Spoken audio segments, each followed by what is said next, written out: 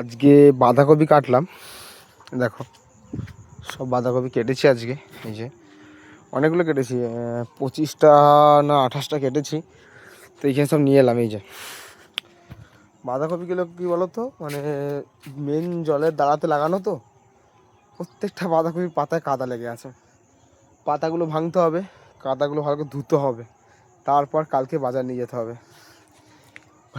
দেখো এই যে পাতাগুলো ভেঙে ভেঙে রেখেছি, এই যে কাদা, এগুলো হালকা হালকা কাদা লেগে আছে সব। তো মেন দাঁড়ায় লাগানো, এই যে কাদা লেগে আছে, এই যে কাদা, এগুলো ধুয়ে ধুয়ে এখানে রাখছি। দেখো একদম, এই দেখো সলিড বাঁধাকপিটা মিনিমাম 1 কিলো 800-900 ওয়েট আছে বাঁধাকপিটা। কালকে এটা বাজারে যাবে। ভালোই ভাই, মানে এটা বাঁধাকপিটা বোঝা যায়, এই যে যত টাইট হবে তত ওয়েট হবে। এটা খুব টাইট, ভালো শক্ত আছে এটা, মানে ততটা ওয়েট হবে এই বাঁধাকপি। অনেকগুলো কেটেছি।